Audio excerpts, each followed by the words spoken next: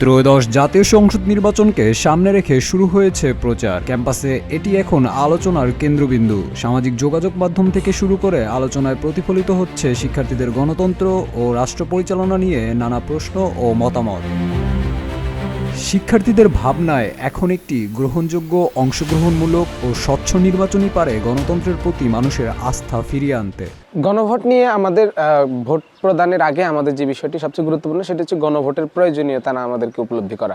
একটি ফ্যাসিবাদী কাঠামো বাংলাদেশে গড়ে উঠেছে।